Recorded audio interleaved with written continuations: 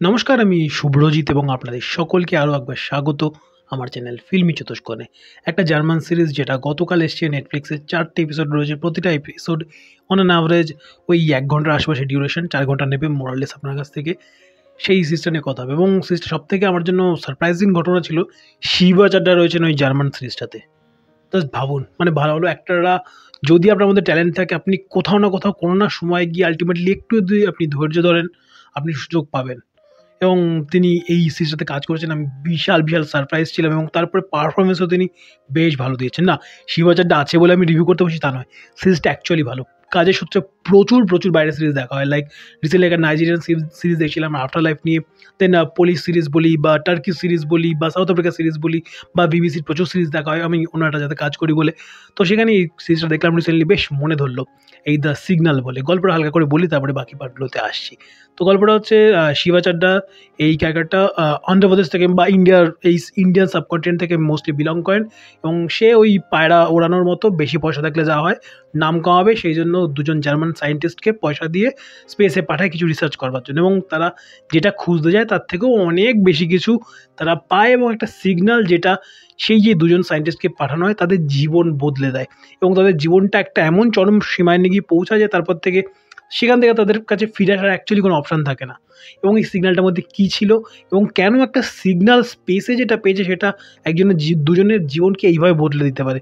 এবং সেখানে দুজন জীবন নয়, বেশ কিছু পরিবার, প্রায় 1 থেকে 150 লোক বা তারও বেশি লোক বা তাদের পরিবারকে জাস্ট একটা অন্য একটা জীবনের মোড়ে এনে দাঁড় করিয়ে দেয়। এবং কী ঘটনা ঘটে, কী ছিল সেই সিগন্যালে, এবং সেই সিগন্যালটা কি আদৌ সত্যি না আদৌ মিথ্যে, সেটা কি কারোর সাইকোলজির মধ্যে মানে মেন্টাল স্পেসে ঘটছে কি না, সেটাও রয়েছে। মানে প্রতিটা পরতে আপনার মধ্যে বিশাল করে ট্রাস্ট ইস্যু এনে দেবে এই সিরিজটা যত এন্ডের দিকে যাবে।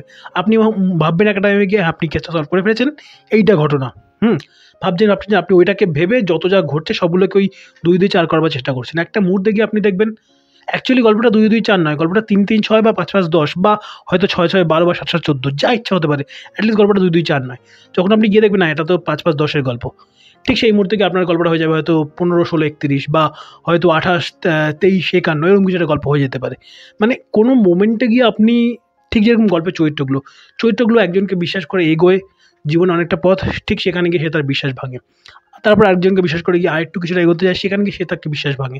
এবং একটা জায়গাতে আপনি মনে হবেন যে হ্যাঁ, আপনি যেই মেন চরিত্র, এখানে একজন বাবা এবং একজন মেয়ের গল্প স্পেশালি, সেই বাবা এবং মেয়ে যখনই জীবনে কাউকে একটা ভরসা করে এগোতে চাইছে, সেই মুহূর্তে তারা বিট্রেট হচ্ছে। সেই মুহূর্তে ওই চরিত্রগুলো যতটা বিট্রে হবে, তাদের সঙ্গে যে ট্রাস্ট ইস্যুগুলো তাদের মধ্যে জন্মানো শুরু করবে, সেটা আপনারও অ্যাজ দর্শক তাদের হয়ে আপনাদের ফিল হবে। এবং সঙ্গে ন্যারেটিভ, যেই ন্যারেটিভটাতে আপনি একটা টাইমের পর মনে হবে যে হ্যাঁ, আপনি ধরে ফেলেছেন অ্যাকচুয়ালি ক্রাক্সটা কী, কারা এখানে কী প্রবলেমেটিক, বা গল্পের মোটামুটি স্টোরি লাইনটা কোন দিকে যেতে চলেছে। ঠিক সেই মুহূর্তে গল্পটা বদলে যায়। ওই মেইন দুজন চরিত্র, চার্লি এবং তার যে বাবা, এই দুজনের মধ্যে যেরকম ট্রাস্ট ইস্যু আসবে চরিত্র, অডিয়েন্স হিসেবে তাদের হয়ে আপনার একটা ট্রাস্ট ইস্যু হবে এবং তাদের জন্য আপনি ফিল করবেন অ্যাজ অ্যান অডিয়েন্স। এবং ঠিক তার সঙ্গে ন্যারেটিভটাও আপনাকে সেইভাবে ঘাটবে।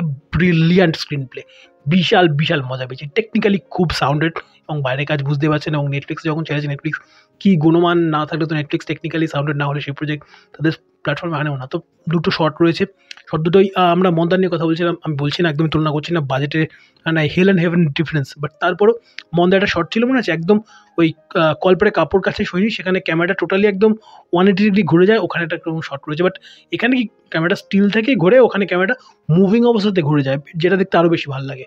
এবং সেখানে অনেক বেশি মাউন্টিং ট্রেন্ডিংয়ের অনেক হাই, অনেক হিউজ কাজ করেছে, কিন্তু সেখানে তাদেরও বাজেটে একটা লিমিটেশন রয়েছে, যার জন্য তারা এই সিগন্যাল এবং অবশ্যই মানে সাইফাই একটা গল্প, বুঝতেই পারছেন একদম মহাকাশ বা অন্তরিক্ষে গিয়ে তার বিচরণ, সেখানে অনেক কিছু দেখাতে হয়েছে। বাট তারপরেও তাদের কাছে কিছু লিমিটেশনস রয়েছে, সেই লিমিটেশনসটাকে তারা মাথায় রেখে সোশ্যাল জিনিসের উপরে অনেক বেশি ফোকাস করেছে, অথচ মহাকাশটাকে কিন্তু তারা ইগনোর করেনি, দুটোকে ব্যালেন্স করবার চেষ্টা করেছে। এবং বুদ্ধিমত্তার সঙ্গে বাজেটটাকে হয়তো তাদের কাছে নিঃসন্দেহে সবারই একটা লিমিটেশন থাকে, তারা কেউই মানে মেগাসদের মধ্যে যদি দেখি, তারা কেউ ক্রিস্টোফার নোলান বা স্পিলবার্গের লেভেলে সেই পরিমাণে বাজেট পাননি, বাট যা পেয়েছেন সেটাকে ওয়েল এক্সিকিউশন দুর্দান্ত।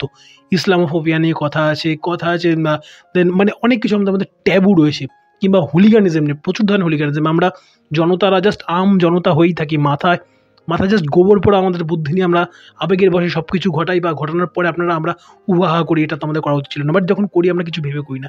এই একটা হুলিগানিজমের দিক, যার জন্য অনেকগুলো পরিবার, হয়তো ইনোসেন্ট পরিবার, তারাও এফেক্টেড হয়। আর অনেক সময় ঠিকও হয়, বাট সেক্ষেত্রে ওই আইনটা হাতে তুলে নেওয়াটা কোনোভাবে জাস্টিফাইড নয় দিনের শেষে। তাছাড়াও মিডিয়ার হুলিগানিজম, মানে মিডিয়ার কিছু ভাববার চেষ্টা নয়, কোনোভাবে তাদের মধ্যে সহমর্মিতা, সমবেদনা কোনো কিছু না, জাস্ট গিয়ে কারোর ধরে নিন বাবা মার, এমনি একটা ভালো সিন ছিল, ত্রিভঙ্গ বলে একটা সিনেমা ছিল, আর নেটফ্লিক্সেরই বোধহয় প্রজেক্ট ছিল, কাজল ছিল, মিথিলা পালকার ছিল এবং আর বোধহয় তনুজা ছিলেন না, কে ছিলেন আমি মনে নেই মায়ের রোলটাতে, বা থার্ড জেনারেশনের যিনি সব থেকে ফার্স্ট জেনারেশন যিনি ছিলেন মোস্টলি। তো সেখানে একটা জায়গাতে কাজল চরিত্রটাকে একজন রিপোর্টার জিজ্ঞেস করেন যে আপকে মা কো ক্যান্সার হুয়া, আপকো ক্যাসে লাগ রहा? তখন কাজল ঘুরিয়ে জিজ্ঞেস করে, বা তার চরিত্রটা ঘুরিয়ে জিজ্ঞেস করে যে আগার আপকে মা কো ইয়ে হতো তো আপকো ক্যাসে লাগতা। ঠিক এরকমই কিছু মোমেন্ট পাবেন, একদম ননসেন্স, আটটা ননসেন্স যেটা। তো তারপরে আমাদের যারা প্রোটাগনিস্ট তারাও কিছু ভুলভাল ঘটনা ঘটায়, বাট সবাই মিলে ইমোশনটা যেরকম ভালো, ঠিক সেরকমই স্ট্রং একটা ন্যারেটিভ। দুর্দান্ত মজা লেগেছে, দুর্দান্ত মজা লেগেছে। জানেন, গিয়ে একবার দেখুন, 4টে ঘন্টা নেবে আপনার কাছ থেকে, বাট এই 4টে ঘন্টাতে আপনাকে যে রোলার কোস্টার রাইডের মধ্যে দিয়ে নিয়ে যাবে, টোটালি গল্পটা বেশ বেশ মজা পাবেন। ভালো লেগেছে, অনেক কিছু সোশ্যাল মেসেজ পাবেন, এবং যেখানে শেষ করে সেখানে ওই ইউনিটি ইন ডাইভার্সিটিটাকে যেভাবে দেখানোর চেষ্টা করেছে, সেখানে অনেক বিশ্বের অনেক অনেক ল্যাঙ্গুয়েজ রয়েছে, তার মাঝখানে আমাদের বাংলাও রয়েছে, প্রাণের ভাষা বাংলা রয়েছে সেখানে, এবং অনেক প্রতিটা মানুষের কাছে তার ভাষাটা প্রিয় নিঃসন্দেহে। তো সেসব কিছু নিয়ে যেভাবে শেষ করেছে, ওই কমেন্ট্রিটা যেরকম ভালো, স্ট্রং একটা ন্যারেটিভ, সবাই মিলে একটা package, it's a wholesome package. নিঃসন্দেহে গিয়ে দেখুন জার্মান সিরিজ দ্য সিগন্যাল, নেটফ্লিক্সে রয়েছে, ইংলিশ ডাবে অ্যাভেলেবেল, সরি হিন্দি ডাবে অ্যাভেলেবেল আপনি পেয়ে যাবেন, জার্মান রয়েছে, ইংলিশও রয়েছে, এবং অবশ্যই ইংলিশ সাবটাইটেল রয়েছে। আপনি যা ইচ্ছা দেখতে পারেন, সবটাই আপনাকে ডিটেলে অপশন দিয়ে দিলাম। যারা দেখেছেন অবশ্যই কমেন্ট বক্সে যান, কাল থেকে স্ট্রিম হওয়া শুরু হয়েছে। That's it for my side. যারা দেখলেন ভিডিওটা শেষ পর্যন্ত, থ্যাংক ইউ সো মাচ।